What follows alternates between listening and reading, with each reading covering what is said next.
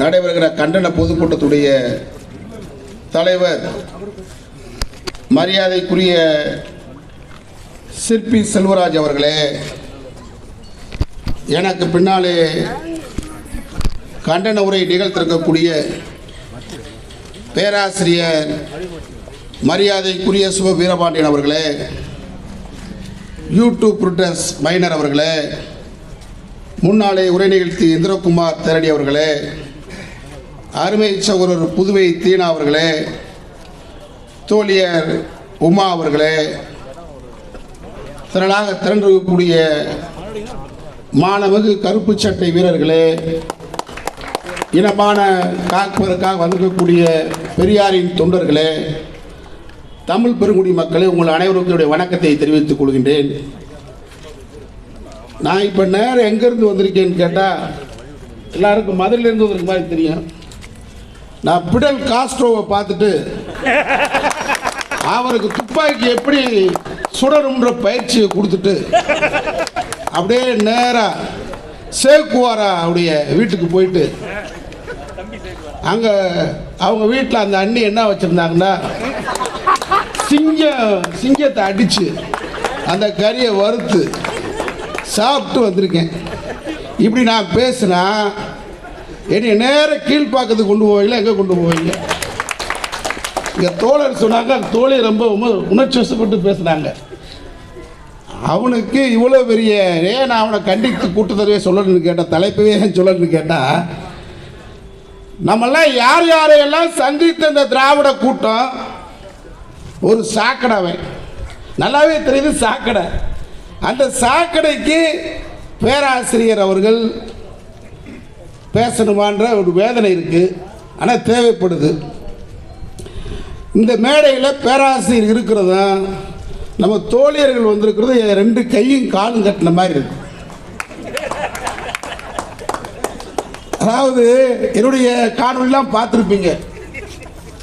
இங்கே நம்ம பொள்ளாச்சி உமாவதி இருக்காரு, நம்ம விடுதலை ராஜேந்திரன் இருக்கிறாரு. தோழியர் உமா சொன்னாங்க நிறகுடம். ராஜீவ்காந்தி கொலை வழக்கில் தமிழ்நாட்டிலேயே பேரறிவாளர் எல்லாத்துக்கும் முன்னாடி 24 மணி நேரத்தில் கைது செய்து என்னதான் நான் எந்த மேடையில் சொன்னதில்லை. இவன் திராவிட என்ன கிழிச்சிச்சு, திராவிட என்ன செஞ்சிச்சுன்னு கேட்குறான்.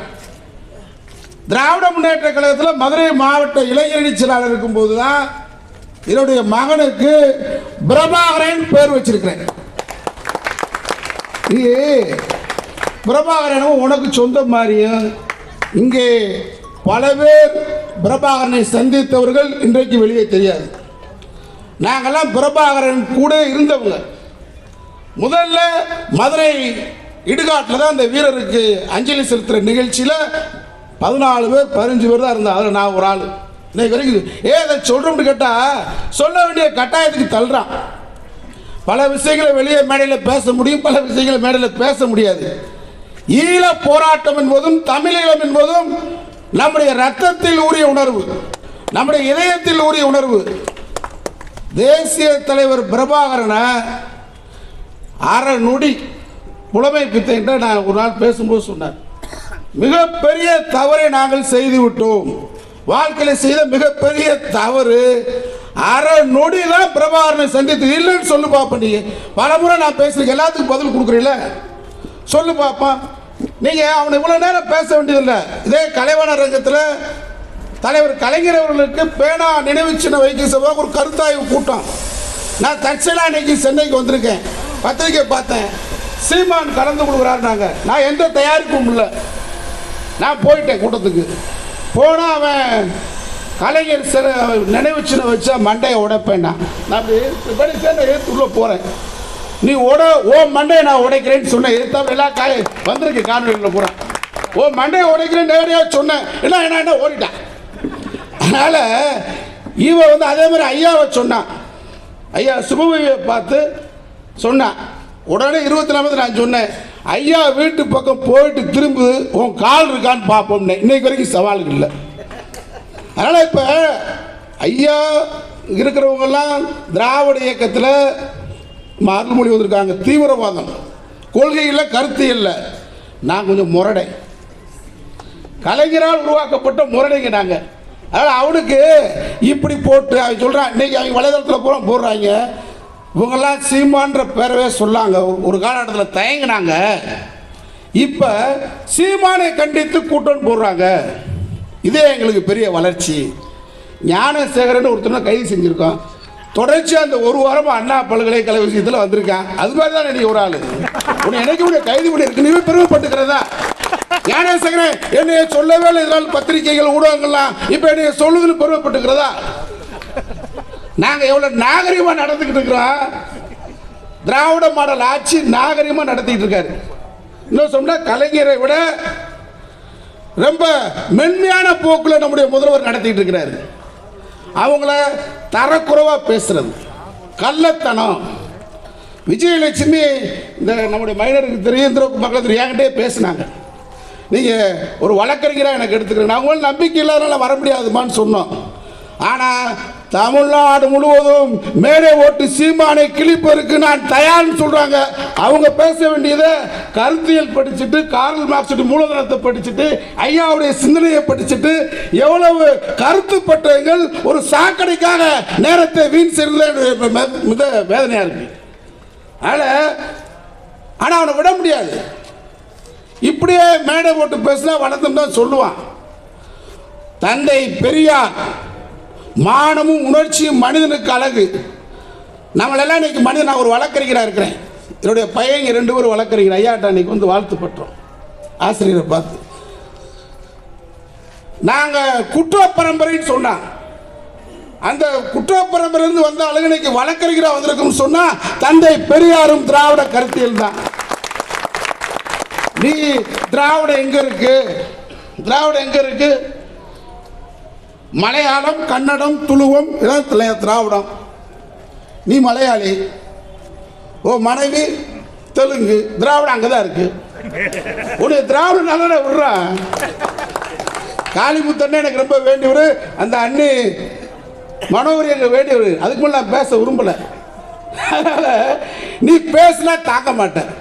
கள்ளத்தனம் சொல்றியே, அந்த பொண்ணு நரம்பு பிடிக்க பேசுதே. காளியம்மா என்ன வார்த்தை பயன்படுத்துற? நேற்றைக்கு புத்தக விழாவில் பேசுற, என்ன பாதையை பற்றி பேசுறிய? உனக்கு என்ன பாதை?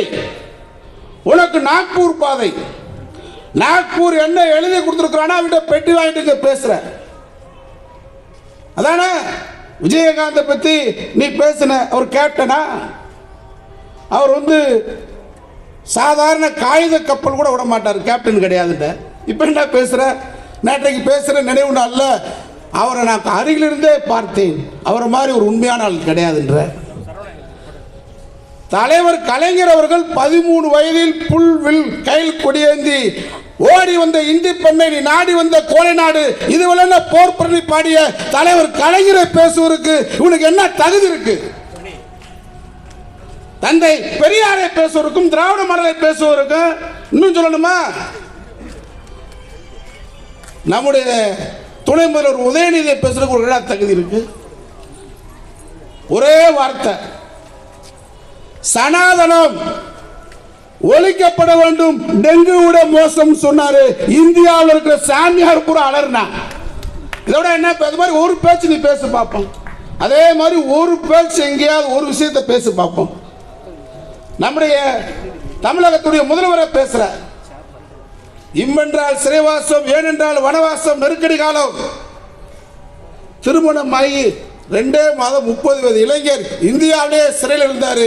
சிறையில் தானே போய் அப்பாவை பார்த்தார் உதயநிதி. அவங்க கொள்கை ரீதியான வாரிசுகளை கொண்டு வர்றாங்க. நீ அதுக்குள்ள ஒரு முக்கால் துட்டு தான் கட்சி, 4 பேர் தான் ஆட்டோட போக முடியும் ஒரு கட்சியா? நீங்க அது ஒரு பெரிய கும்பல், பெரிய இவெல்லாம் ரவுடி போட்டாலும் அப்படிலாம் நினைக்க வேண்டிய அவசியம் இல்லை. திராவிட இயக்கத்தை மோடி அவர்கள் வாழ்ந்ததாக வரலாறு இல்லை. மூதறிஞர் ராஜாஜி விடவா பக்தவச்சல சொன்னார், மூட்டை பூச்சி நசுக்கிற மாதிரி திமுக நசுக்கணும்னு சொன்னாரு. அதை விடவா? ஆனா சீமானை பொறுத்தளவில் ஃப்ராடுடைய மொத்த உருவம். நீ எங்கேயாவது நான் கராத்தே விளாண்டேன், நான் வந்து எனக்கு பிளாக் பெல்ட்ன்றிய யார் கூட விளையாண்ட? உன் நண்பர் யாரோ ஒருத்தர் சொல்லு. யார் கூட நீ நண்பரே இல்லையா உனக்கு? என்னையோட வயசு 2-3 வயசு கூட உனக்கு. இப்போ நான் பிரபாகரனை சந்தித்தேன், பிரபாகரனுடன் அரசியல் பண்ணுறேன், பிரபாகரனுக்கு நாங்கள் மானசீகமாக இருந்ததுக்கு 1000 பேர் சாட்சி இருக்காங்க. தமிழ்நாட்டில் இருக்காங்க, ஈழத்தில் இருக்கிறாங்க. ஈழ போராட்டம் அனைத்திலும் கலந்திருக்கும். சந்திரகாசன் நாடு கடத்தப்பட்டார். நாடு முழுவதும் ரயில் மறியல் கலைஞர் அறிவித்தார். அன்றைக்கு மாணவரணி, நீ அப்போ வயசு என்ன, எங்க இருந்த, உன் வயது என்னப்பா, எந்த போராட்டத்தில் ஈழ போராட்டத்தில் கலந்துக்கிட்ட? இலங்கை தமிழர்களுக்காக கலைஞர் மறியல் செய்தார் தூரத்துக்கு முன்னாடி நாங்கள் கைதாயிருக்கோம். 27 முறை ஈழத் தமிழர்களுக்காக மட்டும் நான் கைது செய்யப்பட்டிருக்கேன். இந்திய போராட்டத்தில் கைது செய்யப்பட்டிருக்கிறேன். இன்னும் சொல்லணும்னா தென்னிந்தியாவிலேயே முதலாக தேசிய பாதுகாப்பு சட்டம் NSA மேல பாஞ்சிருக்கு. இதெல்லாம் வந்து நாங்கள் தியாகமாக்குறதில்ல, தமிழ்நாக பிறந்திருக்க என்னுடைய கடமையாக கருதுகிறேன். பெரியாருடைய வாரிசாக நாங்கள் இதை பெருமையாக ஏற்றுக்கிறோம். ஆனா நீ என்ன ஈழத்தில் என்ன போராட்டம் பண்ண, பிரபாகர்கிட்ட போய் என்ன பேசின, என்ன சொன்னார் உன்ட்ட? எனக்கு அடுத்து போராட்டத்தை நடத்தினார்ல, உலகம் முழுவதும் வசூல் செய்தில, திரள் நிதி வசூல் பண்ண இல்ல, அந்த பணத்தை வச்சு என்ன பண்ண? ஓ சொத்து என்ன? உன்னை நோண்டிட்டப்ப எடுத்துட்டான். எடுத்தா சென்னைக்கு வந்து வண்ணாரப்பட்ட சுடுகாட்டில் இறந்து போன படாபட், ஜெயலட்சுமி, சோபா இவங்களுடைய சுடுகாட்டில் படுத்து கிடந்திருக்காங்க. அவங்க சமாதியில் படுத்து கிடந்திருக்காங்க. ஆதாரபூர்வமான செய்தி. இவனுக்கு வீடு இல்லை, வாசல் இல்லை. இதான் ஆரம்பம். கரகாட்ட கோஷ்டிக்கு அமைப்பாளர் நடத்திருக்கான். நீ பெரியார பேசுறதுக்கு முன்னாடி ஒன்று நாங்கள் இனி எல்லா உண்மையும் சொல்கிறேன். கரகாட்ட கோஷ்டிக்கு தஞ்சை மாவட்டம், திருச்சி மாவட்டம், புதுக்கோட்டை மாவட்டத்தில் கரகாட்ட கோஷ்டி அமைப்பாளர். அதை விட இன்னும் சொல்லவா, ஆதாரபூர்வமாக சொல்கிறேன். அந்த கரகாட்ட கோஷ்டி நடிச்சுட்டு இரவுல தூங்குவாங்க. இவன் தண்ணி அடிச்சுட்டு வழிப்பறியில் செயினை திரிக்க ஒரு பெண்கள்கிட்ட வழிப்பறி கேஸ் இருக்கு. இவன் வந்து பெரியார பேசினா அதுக்கு ஐயா நான்லாம் உட்காந்து பேசணும் மாட்டேன். இவனை வந்து பழைய திமுக இல்லை, பழைய திராவிட இயக்கம் இல்லை, நாங்களாம் எத்தனை பேரை எத்தனை பேரை விரட்டியிருக்கான். இவனை மேடை ஏறி அடித்து விரட்டுனுங்க, அதுக்கு தயாராகண்ணா. இவனை பேச விடக்கூடாது. என் கருத்தில் என்னன்னு கேட்டால், இவனுக்கு இப்படி ஒரு மேடை, இப்படி ஒரு பதில்.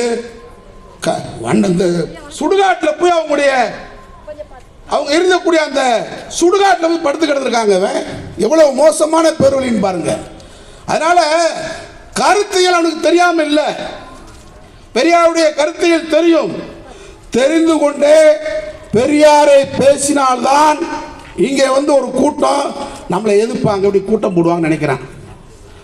தோழியர் உமா சொன்னாங்கல்ல, நீ வந்து பன்னீர்செல்வத்தை பெரிய பேன்ற, OPS திட்டு பார்ப்பான், எடப்பாடி பழனிசாமியை சித்தப்பேன்ற. அவன் யாரை திட்டான் தெரியுமா?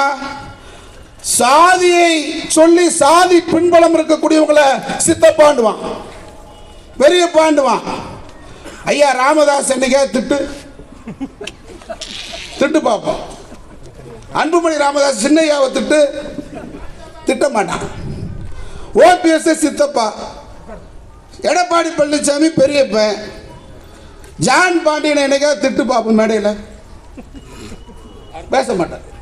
அவன் என்ன நினைக்கிறான்னு கேட்டா, கலைஞர் வந்து கலைஞர் குடும்பம் ஒட்டுமொத்த தமிழ் சமூகத்துடைய பாதுகாப்பு அரண் கலைஞர் குடும்பம். ஆனா அவங்களை நீ ஜாதியா பார்த்து திட்டுற, யார் வருவான்னு நினைக்கிற? அதான உண்மை. நாங்க வருவோம், விடவே மாட்டான். நான் சொன்னேன், சுபவியடி வந்து ஐயா வந்து சாதாரணமா பார்க்குற, அவருக்கு ஒரு ரோம விழுந்தோ வீட்டுக்கு வருவான்.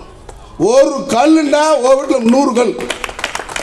நீ வந்து இந்த மிரட்டுற உருட்டல் பால் தக்கரவா சண்டிரா, நீ அனுமதிக்க மாட்டேன், எச்சரிக்கை. பழைய திராவிட இயக்கம் கொஞ்சம் கட்டுப்பட்டுருக்கான். இப்போ திராவிட மாடல் முதலமைச்சர் வேற மாதிரி கட்சியே ஆட்சி கொண்டு வரனால எங்களை மாதிரி எல்லாம் கட்டுப்பட்டுருக்கான். அதனால நீ அந்த கட்டுப்பாடு நினைச்சுக்கிட்டு கள்ளத்தனம் சுபவியை தாக்குவேன், வா பாப்பா இந்த மேடையில் சவால் விடுறேன், தொட்டுப்பார் சுபவி ஐயா வீட்டுக்கிட்ட போய் பாரு, அல்லது அவர்கிட்ட நின்று பாரு, பேசலாம். நீ வேணா காணொலியில் ஒரு நேரம் மோதனம்ல, அதனால் நீ இந்த மிரட்டல் உருட்டல் அதெல்லாம் வச்சுக்க, வாழை சுருட்டி வச்சுக்க. இது கொள்கை கூட்டம், இது காசுக்காக கூடுற கூட்டம் இல்லை. அவனுக்கு என்ன 8% ஓட்டு? காலங்காலமாக தமிழகத்திலே திராவிட முன்னேற்ற கழகம் அதிமுகவுக்கு பிடிக்காம ஒரு 8% பேர் ஓட்டு போடுவான். இதான உண்மை. நீங்கள் நம்முடைய வைகோ பிரிஞ்சார் 8% ஓட்டு, விஜயகாந்த் 8% ஓட்டு, தமிழ் மாநில காங்கிரஸ் மூப்பனார் பிரிஞ்சார் 8% ஓட்டு. மாற்றாக மூன்றாவது அணி அப்படின்னு வரும்போது அவங்களுக்கு 8% ஓட்டு விழுகும். இதுதான் அவனுக்கு. அதை கெடுக்கிறதுக்கு ஒரு தம்பி விஜய் வந்துட்டான். இப்போ 2026 2026 இன்னைக்கு சொல்றேன் கேட்டுக்கிறீங்க. 1% ஓட்டு கூட சீமான் வாங்காது, வாங்க விடக்கூடாது. உருவங்கள் இன்றைக்கு மக்கள் மத்தியில் தெரிஞ்சிருச்சு. சீமான் யார்? அண்ணா பல்கலைக்கழக மாணவ விஷயத்தில் இந்தியாவிலேயே 24 மணி நேரம் இல்லை 3 மணி நேரத்தில் குற்றவாளியை கைது செய்தது தமிழ்நாடு தான். அதில் என்ன பெரிய குற்றம் கண்டுபிடிச்சிட்டீங்க? தமிழ்நாட்டில் தானே கோயம்புத்தூரில் ஈசா மையம் இருக்கு. ஈசா மையத்தில் பெண்களுக்கு பாதுகாப்பு இருக்கா? ஈசா மையத்தில் நடு இரவுல பெண்கள் மையத்தை விட்டு வெளியே போறாங்க, ஆண்கள் துரத்திட்டு வரான். பக்கத்தில் இருக்கக்கூடிய விவசாய கிணத்துல போய் தற்கொலை பண்ணி இறந்துருக்காங்களே. சீமான் என்னைக்காவது பேசிருக்கியா? அண்ணாமலை வாய் திறக்கிறியா?